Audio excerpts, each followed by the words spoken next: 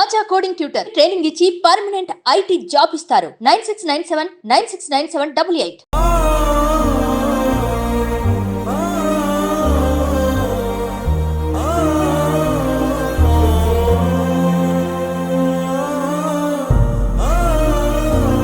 ఉదయం తప్పు నువ్వు తప్పు చేయలేదు, నువ్వు ఎందుకు చనిపోతావు రామోనన్న? నీకోసం పడి ఎత్త చేస్తా అంటే నువ్వు ఏంది మోనన్నా? సుమన్ టీవీ, దిస్ ఇస్ సత్యం ప్రసాద్.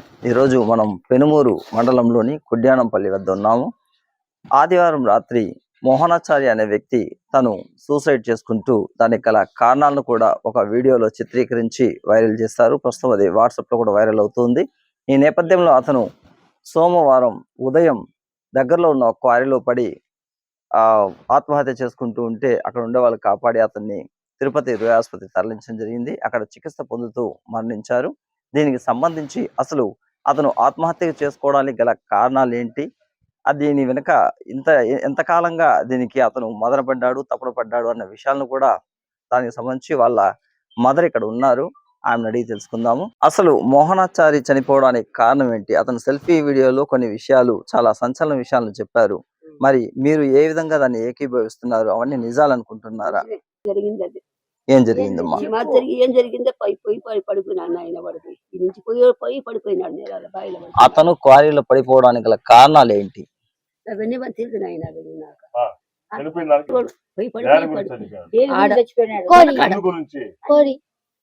ఇక్కడ పడిపోయినాడు ఆయన వాడు. అతను ఆత్మహత్య చేసుకున్నాడని సెల్ఫీ వీడియోలో క్లియర్ గా కొన్ని విషయాలు చెప్పాడు.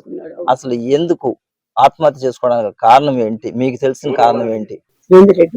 చేసినాడు వాడు చెప్పారు, నేను చచ్చిపోవాలని బతకమని చెప్పేసినాడు ఆయన. అసలు ఎందువల్ల అంటే చెప్పలేదు. అతను కారణము, అసలు విషయం ఏంటి? ఎవరైతే ఆత్మహత్య చేసుకుని మృతి చెందాడో వారి అత్తగారు అంటే భార్యకు అమ్మగారి దగ్గర ఇప్పుడు ప్రస్తుతం ఉన్నాము. కొన్ని విషయాలు అడిగి తెలుసుకుందాము. అమ్మా చెప్పండి, మీ కూతురికి అల్లుడికి మధ్య ఎప్పుడైనా గొడవ జరిగిందా?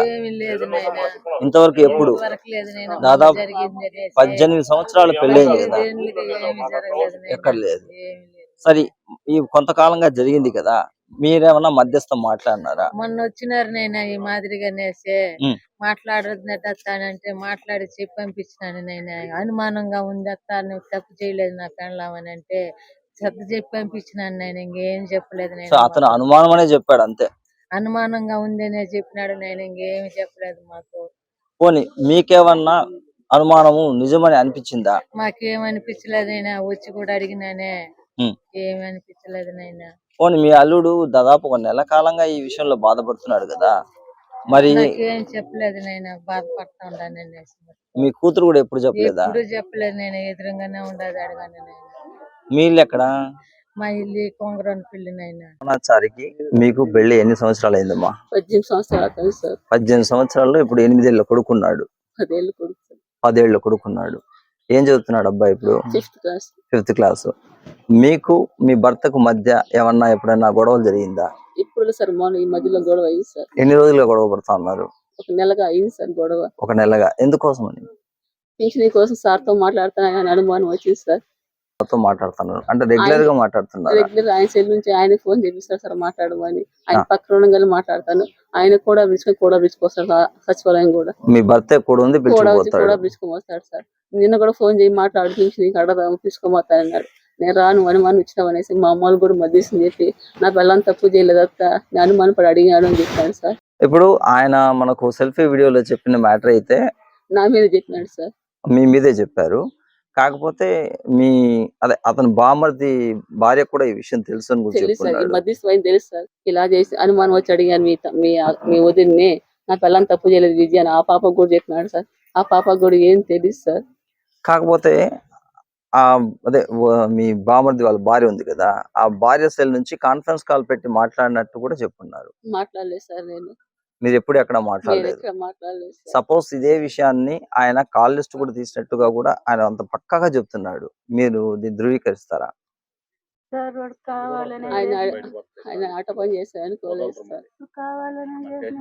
మోహనాచారి వాళ్ళ కుటుంబానికి వెల్ విషర్ అయిన జయరాం రెడ్డి గారు ఏ సమస్య వచ్చినా ఈ మోహనాచారి అనే వ్యక్తి ఆ జయరాం రెడ్డికి చెప్పి అక్కడ నుంచి కూడా వాళ్ళు ఆ సమస్యను సాల్వ్ చేస్తూ వారి కుటుంబానికి అండదండగా ఉంటున్నారు. ఈ నేపథ్యంలో జయరాం రెడ్డి గారు మరణించిన తర్వాత అతని కుమారుడు రమేష్ రెడ్డి ఇతనికి అతని కుటుంబానికి అండగా నిలుస్తూ ఉంటారు. అదే సోమవారం సుమారు 7:10 ప్రాంతంలో అతను కారు నుంచి పైనుంచి కింద పడినప్పుడు ఈ స్పాట్కి రమేష్ రెడ్డి గారు ఇక్కడ రావడం జరిగింది. మరి ఆ రోజు ఏం జరిగింది అన్న విషయాల గురించి కూడా మనం రమేష్ రెడ్డి గారిని అడిగి తెలుసుకుందాం. నమస్తే రమేష్ రెడ్డి గారు, మీరు ఎక్కడ నివాసం ఉంటున్నారు? గుడియానంపల్లి ఉంటాము. నేను ఇది ఫ్యాక్టరీ వచ్చి లీజుకి పెట్టుకున్నాను. నైట్ ఉన్నాను ఇక్కడే ఊర్లోనే, తోపు దగ్గరే ఉన్నాను. సురేష్ అనే మన పిల్లోడు వచ్చి ఈ మాతో అక్కడ ఉన్నాడు, క్వారీలో దూకేదానికి చచ్చిపోతానంటున్నాడు. మనం పదాం రా అర్జెంటుగా అంటే అక్కడ నుండి మేము ఇద్దరు రావడం జరిగింది. అక్కడికి వచ్చి ఒక 100 మీటర్ల పైన ఉంటుంది డిస్టెన్స్.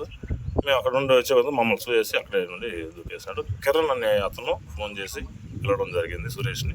సురేష్ తరపున నాకు తెలిసింది, వచ్చిన తర్వాత ఆయన దూకేసినాడు. సావుబతుల్లో ఉంటే అంబులెన్స్ రమ్మనేసి అంబులెన్స్లో తిరుపతికి రోయా హాస్పిటల్కి పంపించాము. నిన్న 4 గంటలకు చనిపోయాడు. మొత్తము ఈ సమస్యని సీరియస్గా తీసుకొనేసి ఇటువంటి సమస్య ఎప్పుడు కూడా రిపీట్ కాకుండా దీన్ని తగు చర్యలు తీసుకొని ఎవరు బాధ్యులు ఉంటారో కఠిన చర్యలు తీసుకొని న్యాయం వానికి మోహనాచారికి ఆత్మకు శాంతి కలగాలనేసి రిక్వెస్ట్గా ప్రభుత్వాన్ని కోరుతున్నాను. చెప్పారు తన భార్యతో ఒక 50 రోజులుగా మధ్యలో గొడవ పడుతున్నాము, ఈ అక్రమ సంబంధం అనేది ఒకటి ఉంది, దీనివల్లే నేను తపన పడుతున్నాను, మదన పడుతున్నాను అని చెప్తున్నాడు.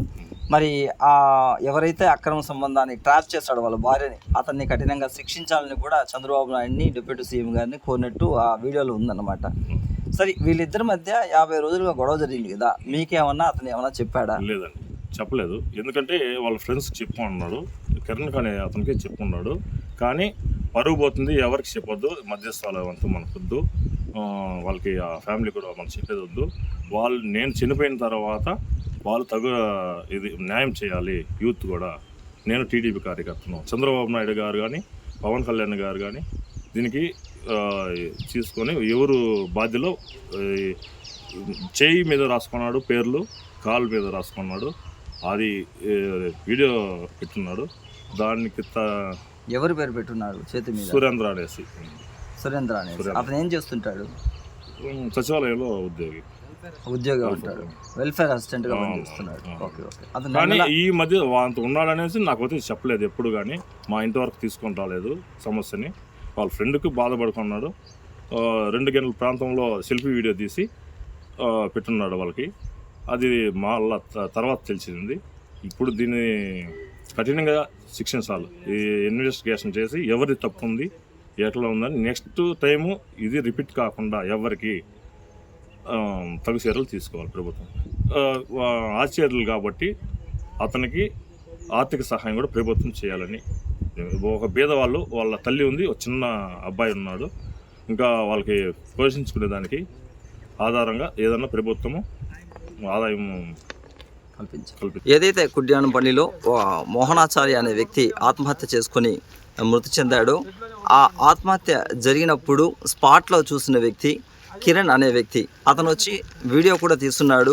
వీడియో కాల్లో అతన్ని ఎంతో రిక్వెస్ట్ చేస్తున్నాడు, మోహన్ అన్న చావద్దు, నీకు ఒక ఫ్యామిలీ ఉంది, ఒకవేళ కాళ్ళు చేతులు విరిగి పడిపోతే మీ అమ్మ ఎంత బాగా కష్టపడాలో ఒకసారి ఆలోచించు, నీకు ఒక 8-10 ఏళ్ళ కుర్రాడు ఉన్నాడు, మరి అతన్ని చూసుకోవాల్సిన బాధ్యత నీ మీద లేదా అని ఎంతో రిక్వెస్ట్ చేసుకున్నాడు. దానికి సంబంధించిన వీడియోలు కూడా మన దగ్గర ఉన్నాయి. ఈ వీడియోలతో పాటు వెంటనే అతను వీడియో కాల్ ద్వారా వాళ్ళ బామర్దికి సమాచారం ఇచ్చారు. అదేవిధంగా వాళ్ళ కుటుంబానికి వెల్ విషర్ అయిన జయరాం రెడ్డి వాళ్ళ యొక్క అబ్బాయికి కూడా అతను సమాచారం ఇవ్వడం జరిగింది. వాళ్ళిద్దరు కూడా ఆన్ ద స్పాట్ వచ్చారు. సగం దూరం వచ్చేగానే అతను మోహనాచారి వాళ్ళిద్దరిని చూసి ఆ పైనుంచి వెంటనే దూకి చనిపోవడం జరిగింది. మరి వాళ్ళ ద్వారానే ఈ విషయాలు కూడా మనం తెలుసుకునే ప్రయత్నం చేద్దాం. ప్రస్తుతం మనం కిరణ్ యొక్క బామర్ది ఇక్కడ ఉన్నారనమాట, ఆయన అడిగి తెలుసుకుందాం విషయాలు. సార్, మీ పేరు? సార్. ఎక్కడ ఉంటారు? గుడియానంపల్లిలోనే ఉంటారు. మీరు ఆ రోజు మీకు ఏం జరిగింది మీ ఎదురుగా? మా ఎదురుగా వచ్చేసి అదే మా బామర్ది అనేసి అబ్బాయి మా అన్నకి మెసేజ్ చేశాడంట, మెసేజ్ చేసి ఇట మా సురేష్ అర్జెంట్కి రమ్మని చెప్పు అనేసి చెప్తే నాకు మా అన్న ఫోన్ చేసి ఇట మొత్తం క్వారీ దగ్గర మోహనాచారి ఇది పైనుంచి దూకేస్తానేసి బెదిరిస్తానంట, ఫాస్ట్గా వెళ్ళంటే నేను ఈ రమేష్ అన్నకి ఫోన్ చేసి ఫాస్ట్గా వచ్చాను తొడుక్కొని, అంత దూరంలో వచ్చే ముందే మమ్మల్ని చూసి దూకేశారు సార్. గుడియానపల్లిలో ఏ వ్యక్తి మోహనాచారి అనే వ్యక్తి ఇక్కడ ఆత్మహత్య చేసుకొని మరణించడం జరిగింది. దీని పట్ల ఇప్పటికే వాళ్ళ కుటుంబ సభ్యులతో కావచ్చు, స్నేహితులతో కావచ్చు, లేదా వాళ్ళ కుటుంబానికి వెల్ విషెస్ ఉంటారు, వాళ్ళతో కూడా మాట్లాడడం జరిగింది. ఎవరితో మాట్లాడినా కూడా ఒకటే మాట అంటున్నారు, ఇది కేవలం అక్రమ సంబంధం వల్లే ఏర్పడిందని. అతను సెల్ఫీ వీడియోలు కూడా ఈ విషయం చెప్పడం జరిగింది. ప్రత్యక్షంగా వాళ్ళ కొడుకును అడిగితే కూడా దీనికి కారణం ఆ అక్రమ సంబంధం యొక్క సంబంధిత వ్యక్తి పేరు కూడా చెప్పడం జరిగింది. మనం విజువల్స్లో అయితే చూస్తున్నాము. మొత్తానికి ఇవాళ స్నేహితులు కావచ్చు, బంధువులు కావచ్చు ఒకటే కోరుకుంటున్నారు, ఇది ఎక్కడా కూడా మళ్ళీ పునరావృతం కాకుండా సంబంధిత వ్యక్తులను కఠినంగా శిక్షించాలి, పోలీసులు దీనికి తగిన చర్యలు చేపట్టాలి అనేది కూడా వాళ్ళు ఇక్కడ డిమాండ్ చేస్తున్నారు. దీంతోపాటు అతను మరణించిన వ్యక్తికి ఇంకా ఆధారం లేకపోవడం, ఈయన ఒక 10 ఏళ్ల కుర్రాడు ఉన్నాడు కాబట్టి ఇంకా వాళ్ళ తల్లిగారు కూడా చాలా వృద్ధురాలు, వాళ్ళు పోషించేదానికి వాళ్ళ కుటుంబానికి ఏదైనా అండదండగా ప్రభుత్వం జీవనాధారం కల్పించే విధంగా ఏమైనా ఎక్స్గ్రేషియో ప్రకటించాలని కూడా ఇక్కడ గ్రామస్తులు కోరుతూ ఉన్నారు. నా మాట ఏంటి రామోనన్న, నీకు దండం పెడతా రామోనన్న, వద్దు మోనన్న ప్లీజ్.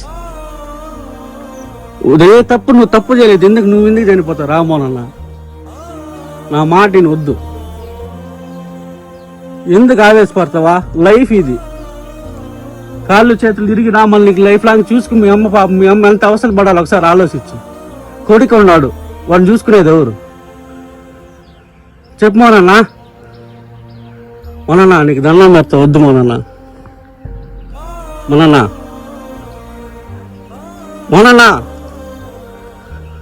మొన్న ఒక క్షణం ఆలోచించి లైఫ్ మొన్న నన్ను ఎందుకు బాధపడుతున్నావా? మొన్న దయచేసి దిగా మొన్న కాళ్ళు పట్టుకుంటా మొన్న, నీకు ఆవేశపడద్దు మొన్న, లైఫ్ మొన్న పిల్లోడు ఉన్నాడు మొన్న, మనగా తప్పు చేయను, నువ్వు ఎందుకు చేస్తావు చెప్పా?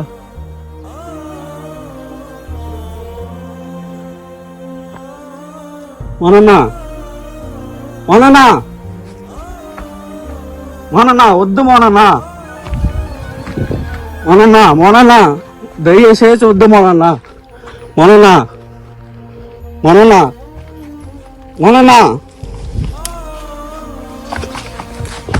నీకోసం పడి ఇంత చేస్తా అంటే నువ్వు ఏంది మొన్న దయచేసి వద్దు మొన్న ఒక క్షణం ఆలోచించు ఒక క్షణం నా దయచేసి వద్దు మొన్న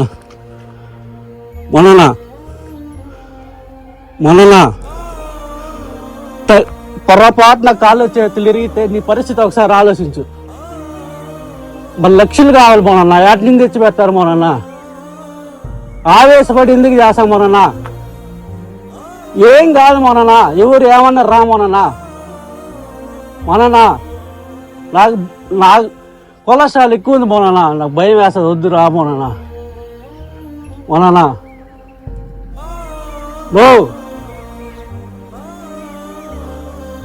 మొన్న నేను దొడుకొచ్చి చంపుకున్నట్టు అయిపోతారు మొన్న దయచేసి వద్దు మొన్న